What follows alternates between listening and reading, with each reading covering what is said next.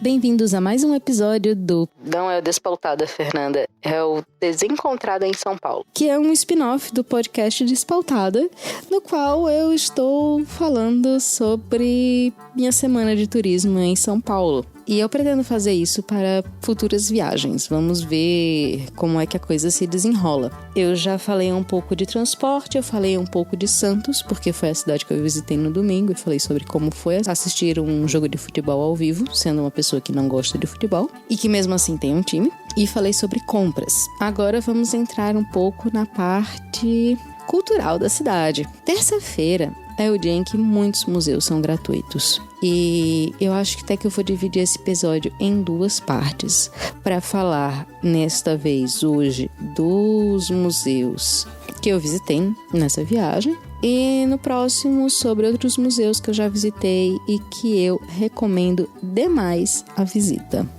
Então, esta é uma edição posterior que eu estou fazendo na data que eu estou editando este episódio. Eu esqueci que eu tinha que inverter a ordem dos episódios ou publicar o episódio que vocês estão ouvindo hoje mais cedo, porque eu gravei todos os episódios em um dia só e fui editando aos poucos à medida que tinha tempo e esqueci completamente a data de término da exposição do MIS. De qualquer jeito, fica a informação, fica a descrição da exposição e fica a recomendação para ficar de olho no que o MIS coloca em suas paredes, porque geralmente é coisa bacana. Este episódio também tem algumas outras notas de edição nele, porque parte da informação se perdeu ou simplesmente eu não gravei porque estava rolando um probleminha de conexão entre o gravador e o microfone e eu devo ter esquecido de falar algumas palavras. Acontece, né? O primeiro museu que eu visitei nesta ida para São Paulo agora em maio foi o MIS, que é o Museu da Imagem e do Som. Ele fica na Avenida Europa, nos Jardins. Passa ônibus na frente e tudo mais. Ele tem entrada gratuita às terças-feiras e ele abre ao meio-dia. Eu não lembro que horas ele fecha, mas eu saí um pouco cedo de casa, então cheguei no museu, ele estava fechado, caminhei uns 20 minutos pela Avenida Europa até virar a Rua Augusta e lá eu visitei a Galeria Ouro Fino, que é um lugar bacaninha também para compras. Não tão legal quanto a Galeria do Rock, na mesma pegada, mas vale a visita. E depois deu meio-dia e eu voltei a pé até o museu. E foi um passeio muito bacana, porque a rua é bonita, arborizada, principalmente perto do museu e tal. O bairro rico é outra coisa, né? Eu acho que era como os bairros tinham que ser ao longo da cidade, porque a árvore é uma coisa que faz falta numa rua. Sobre o MIS, que é o Museu da Imagem e do Som, e já fez exposições maravilhosas, como a do Castelo Rá-Tim-Bum e a do Tim Burton. Do Castelo Rá-Tim-Bum eu não consegui ir ainda, e a do Tim Burton eu fui, e é ótima, e é super interativa, e tem escorregador, e foi maravilhosa. É uma pena que não é algo recorrente. O MIS tem um espaço anual, no qual dedica a agenda de programação para exposições exclusivamente de fotografias com obras de artistas nacionais e internacionais. A mostra Maio Fotografia 2018 começou no dia 21 de abril e vai até 17 de junho, e tem 5 exposições. Então, eu espero que quando este episódio for ao ar, ainda dê tempo de acompanhar, né?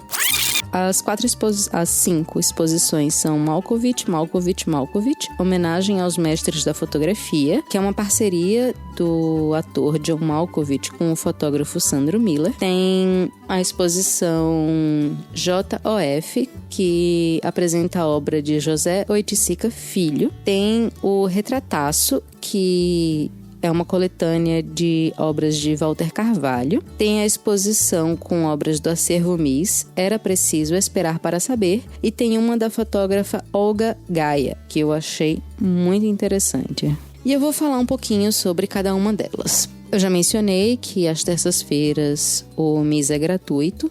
Ele funciona de meio-dia às 9 da noite, de terça a sábado, e das 11 da manhã às 8 da noite nos domingos e feriados. E a bilheteria fecha 1 hora antes do horário final. O ingresso custa R$10 a inteira e 5 a meia. Então, Se você não puder ir na terça-feira também, não é nenhum valor exorbitante e as exposições são muito legais.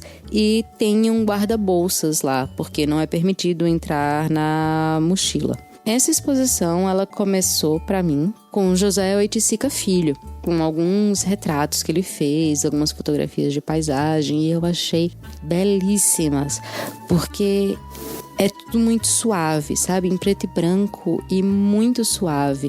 E faz todo um panorama de vários momentos da obra dele. Então tem essas fotografias de paisagem, de retratos, e tem umas obras muito mais abstratas.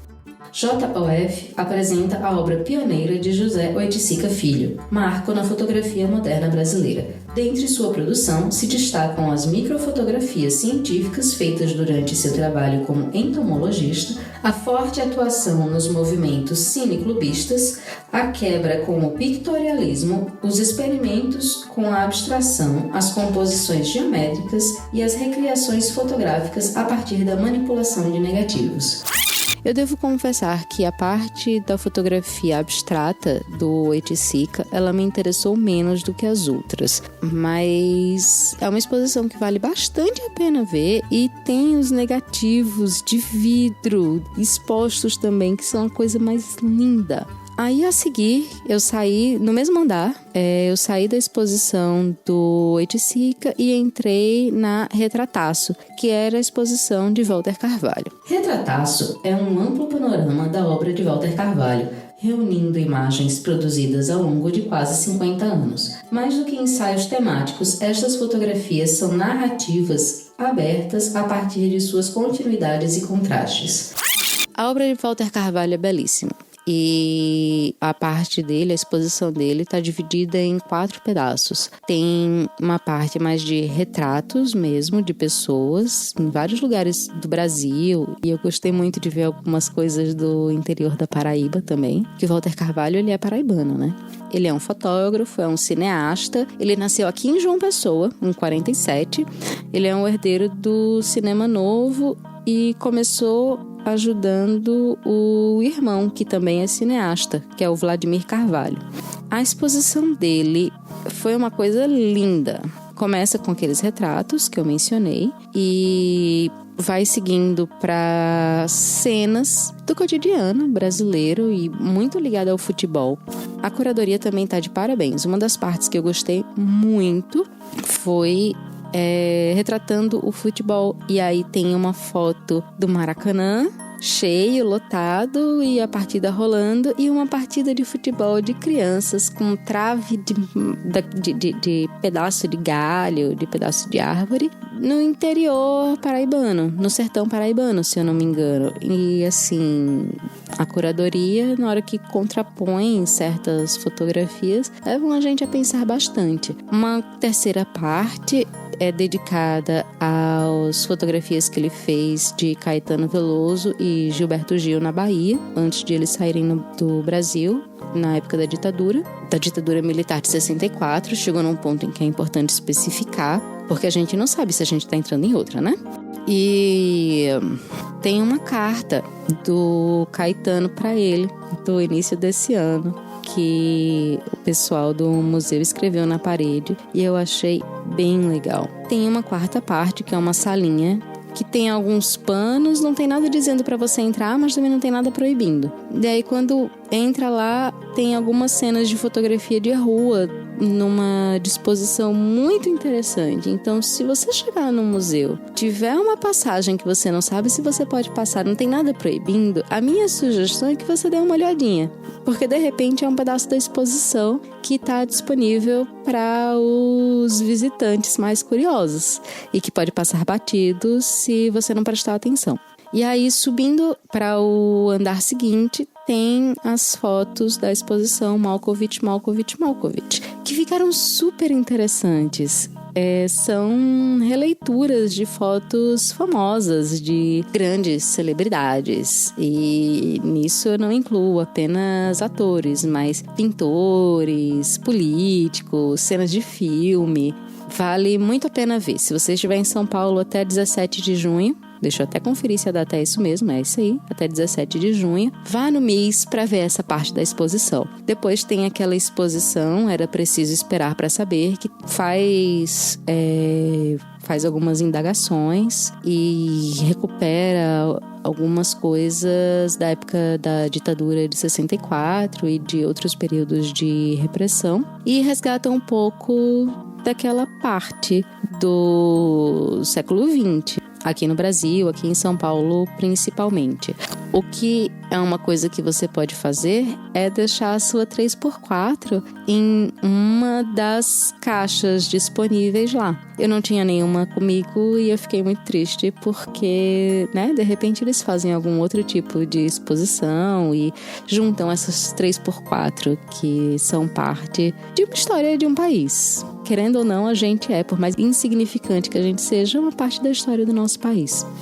A seguir tinha a exposição, que era uma contestação da Olga Gaia. Eu não sei nem como descrever essa exposição para vocês. Primeiro, se você fala inglês, é mais interessante, porque os textos foram todos mantidos no idioma original. Olga Gaia é um nome fictício, é um pseudônimo de uma fotógrafa inglesa que não revela seu nome. E a obra dela é muito crítica. Ela começa, é uma salinha, tem uma cadeira no meio e uma câmera, e quando você olha para a câmera está escrito em inglês do lado: sorria, você está sendo filmado. E a câmera vai disparando flashes e luzes, como que filmando quem está no centro da sala e sentado naquela cadeira. E por volta de toda a sala havia fotografias e textos em inglês. Criticando a questão da perda da privacidade e falando que o que você faz na internet todo mundo sabe, e mostrando que existem esquemas de controle. É uma exposição muito complexa, tem papéis com a tradução do que está escrito nas paredes, mas eu não... a minha interpretação pode ser diferente da sua e eu não quero dar spoiler, eu não quero estragar algo que é uma experiência muito bacana. E essa foi a última exposição que eu vi no MIS, e de lá eu segui para a Avenida Paulista para ver as exposições que estavam acontecendo no MASP, o Museu de Arte de São Paulo, e na Fierg. Fiesp. Que estava acontecendo na Fiesp. Eu queria muito ter visitado a Japan House e o Instituto Tomi Otaki e o Instituto Moreira Salles, e eu não consegui nessa visita, mas tudo bem, porque eu tenho fé que o mundo não vai acabar. Mentira, eu não tenho não, mas eu gosto de ter essa esperança. Eu acho que o mundo não vai se acabar e que eu vou conseguir ir para São Paulo mais uma vez e que eu vou conseguir visitar esses lugares. Mas então vamos falar um pouco da visita ao MASP. Bom, o MASP, como eu já disse, fica na Avenida Paulista. É facílimo de chegar, dá para chegar de ônibus, dá para chegar de metrô, dá para reconhecer a distância, porque é um prédio muito diferente, muito bonito. Inclusive, o projeto arquitetônico é de uma mulher, Dalina Bobardi. Ele é um museu privado, sem fins lucrativos, foi fundado em 1947 pelo empresário mecenas Assis Chateaubriand e tornou-se o primeiro museu moderno no país. Chateaubriand... E aí agora a gente vê quem foi Assis Chateaubriand, porque eu acho que ele é paraibano também. Bom, para quem não lembra de Assis Chateaubriand, ele era conhecido como Chateau e ele foi um dos homens públicos mais influentes do Brasil entre 1940 e 1960. Ele fez um monte de coisa, como ser advogado, professor, escritor e membro da Academia Brasileira de Letras, mas uma das coisas pelas quais ele é mais conhecido é ser fundador dos Diários Associados. E para quem não sabe, ele também é paraibano. Ele nasceu em Umbuzeiro, no interior da Paraíba, e morreu em São Paulo. E eu não vou dar a aula de História da Comunicação falando sobre Assis Chateaubriand e vou voltar a falar sobre o MASP. Eu falei isso somente porque, eu dei esse histórico do MASP porque é um lugar muito bacana, um edifício que eu gosto, é um lugar que eu sempre visito, porque, como eu já disse, a exposição fixa deles é fantástica. Na terça-feira é gratuito, mas durante os outros dias da semana, os adultos pagam R$ 35, estudantes e professores e maiores de 60 anos pagam R$ 17 e crianças até 10 anos não pagam. O MASP funciona todos os dias, exceto às segundas-feiras, nos dias 24 e 25 de dezembro e nos dias 31 de dezembro e 1º de janeiro. O horário do museu é de 10 às 18, de terça a domingo, e na quinta-feira, especialmente, é de 10 da manhã às 8 da noite. E algo muito bacana do MASP é que, além das obras e das exposições, eles têm cursos e palestras. Por exemplo, agora em junho, de 7 a 28 de junho, das 19 às 22, tem um curso crítico chamado Tempo Negro entre Memórias e Práticas Artísticas e de Resistência. No dia 9 de junho, vai ter a palestra Abdias Nascimento, uma história afro-atlântica. Para quem gosta de história da arte, como eu, isso é um prato cheio. Se eu morasse em São Paulo, eu estava fazendo os cursos do MASP tudo. Quando eu fui, estava tendo a exposição de obras do Aleijadinho, se chamava Imagens de Aleijadinho, mas eu acho que já saiu de cartaz. No entanto, vale a pena demais ir conhecer a exposição fixa, independente da exposição que esteja rolando, porque são obras belíssimas e são de vários momentos. E como elas foram todas tiradas da parede e trazidas para o meio do salão em suportes de acrílico, que eu esqueci o nome correto desses suportes, mas rola até uma interação com as obras. Como eu esqueci o nome, mas é um Jesus com cara de por favor chega, que eu adoro aquele quadro e eu adoro alguns quadros ao redor dele. E eu sempre faço uma selfie lá, ainda que a primeira fazendo careta e acompanhando Jesus e não apenas tirando onda da cara dele tenha sido esse ano. Então vale demais a pena, inclusive porque tem obras de vários períodos diferentes. Dessa vez eu me fixei, dei mais atenção a um conjunto de estatuetas e de máscaras iorubá que foram cedidas para o museu por um casal de colecionadores. E tem obras modernistas, tem obras de arte contemporânea, tem o que você imaginar, assim, de vários momentos artísticos. Obviamente que não tem todos. Eu acho que o acervo começa ali em torno do Renascimento, mas muitas obras famosas estão aqui no Brasil, estão em São Paulo. Aqui eu não achei o nome certo, Cavaletes de Cristal. Inclusive eu vou ler este trecho que está disponível no site do MASP. A pinacoteca com cavaletes de cristal é uma das características mais marcantes do MASP. O museu é o único no mundo a adotar este sistema radical de expor quadros, concebido de maneira integrada para este edifício por Lina Bobardi, autora também do projeto da sede do museu na Avenida Paulista, inaugurada em 1968. Nos cavaletes, as obras parecem suspensas no ar e o visitante caminha por uma espécie de floresta de quadros. O gesto de retirar as pinturas da parede e colocá-las nos cavaletes aponta para a dessacralização das obras, tornando-as mais familiares e acessíveis ao público. Com esta perspectiva, as legendas informativas colocadas no verso das obras possibilitam um primeiro encontro mais direto com elas, livre de sua identificação ou contextualização na história da arte. O público é assim levado a construir seus próprios caminhos, permitindo justaposições inesperadas e diálogos entre a arte asiática, africana, brasileira e europeia. A galeria aberta, fluida, transparente e permeável oferece múltiplas possibilidades de acesso e leitura, elimina hierarquias, roteiros pré-determinados e desafia narrativas canônicas da história da arte. Então, assim, a própria exposição é arte, por assim dizer. Vale demais a visita. Quantas vezes eu já disse que vale demais a visita?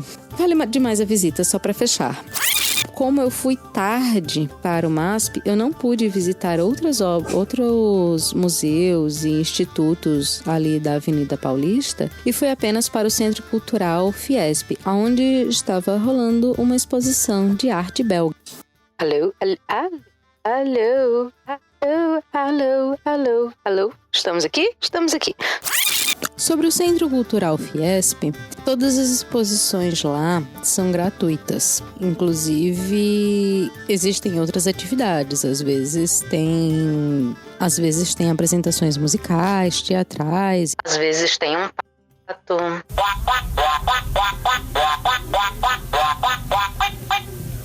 E tudo mais. O que eu fui visitar foi a exposição 100 anos de arte belga. Com 69 obras do acervo da coleção Simon, a exposição oferece um panorama da pintura belga moderna, desde o impressionismo de Émile Clot à abstração gestual de Louis Van Lint.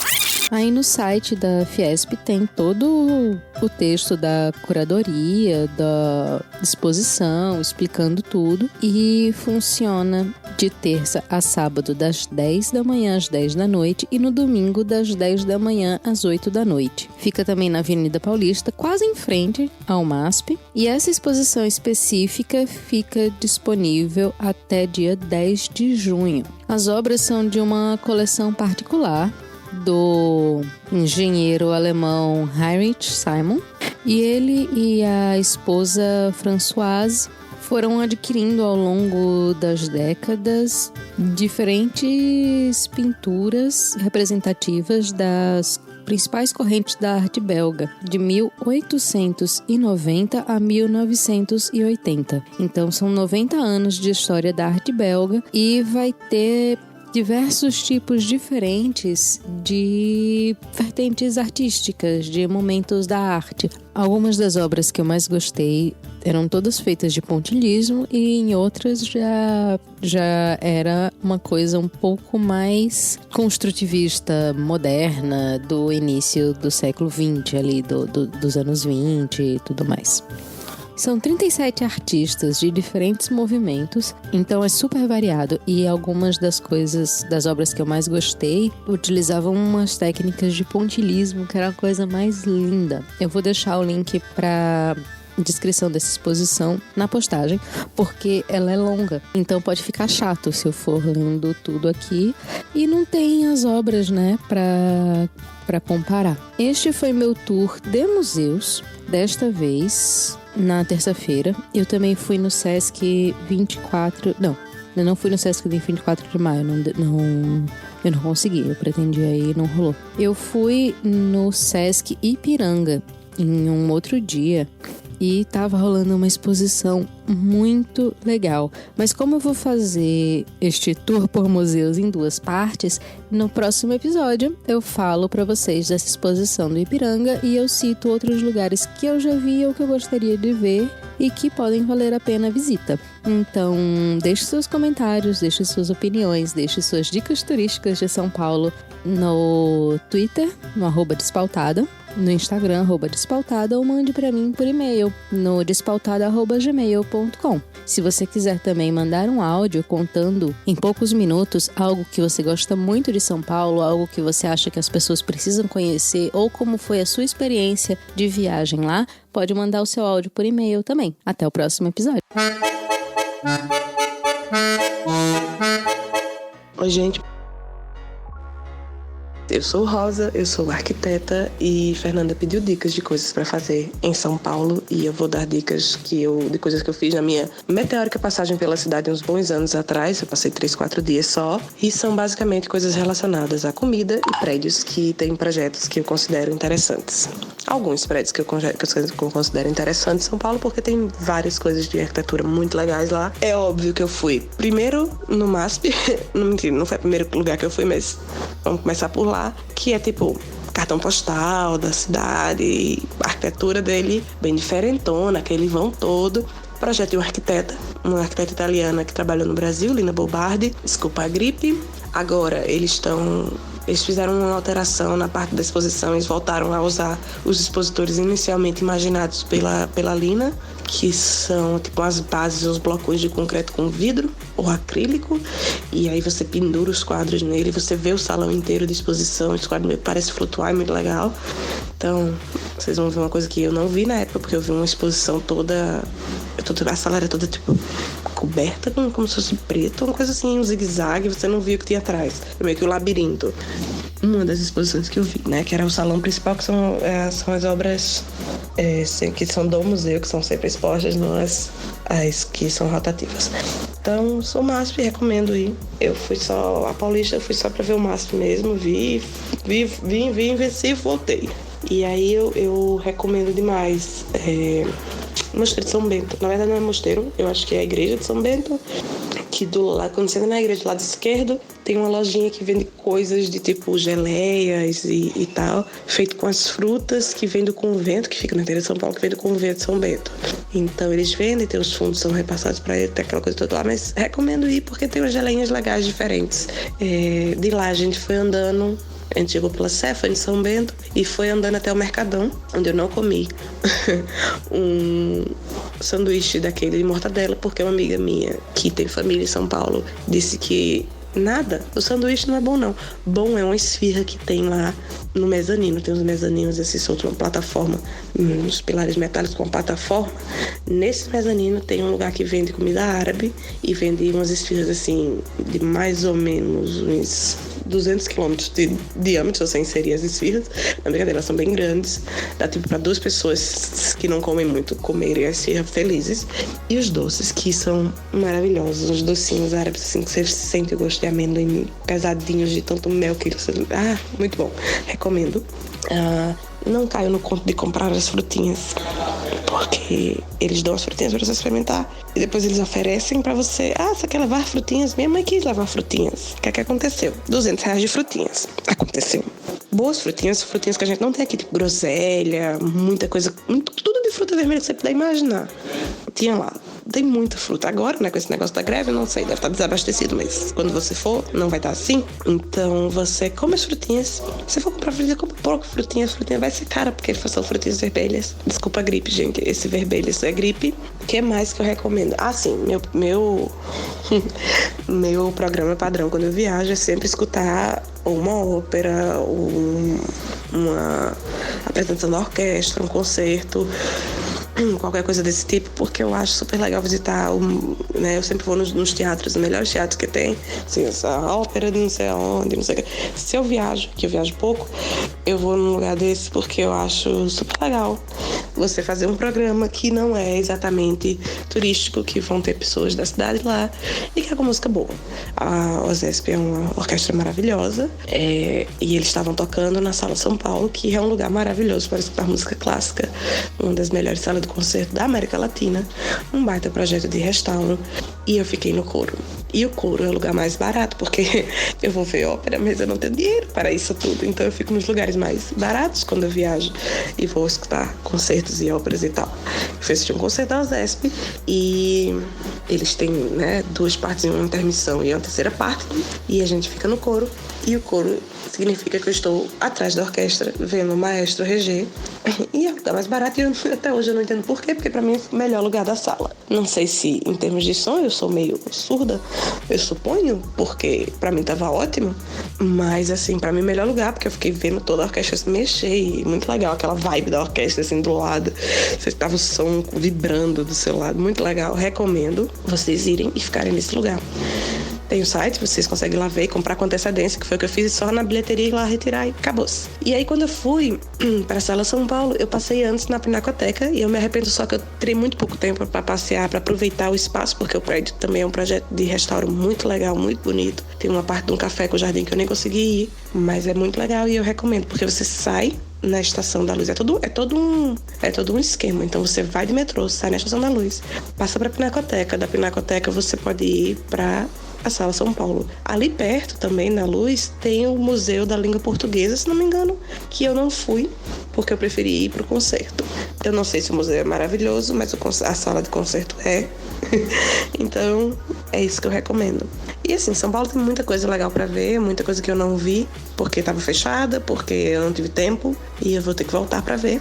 aproveitem, porque é uma cidade para arquitetos, é muito divertido, tem muito projeto legal, é muito cidade, então tem pouquíssimo verde. Eu moro na cidade cheia de verde, de uma pessoa, então não é como o Rio, que tem grandes paisagens né, de naturais, e o Rio é ridículo de bonito, assim, em termos de aquelas montanhas e tal, beira o ridículo, é maravilhoso nesse sentido, mas pra ver prédio, São Paulo é uma cidade maravilhosa e é mais minha vibe. Eu gosto de não ter tanto sol, eu só viajo pra lugar com menos sol do que a minha cidade natal, então é isso, vão lá, vão ver prédios. Minha dica é essa: viagem, vejam prédios. Prédios contam muito da história de uma cidade, contam muito da história do momento específico, às vezes, da cidade, e às vezes eles têm umas historinhas muito divertidas por trás dele. Eu vou voltar em São Paulo, vou ver mais prédios, e aí, qualquer coisa, darei mais dicas. É isso, aproveitem. Agora, Tânia, eu agradeço, mas eu vou me embora.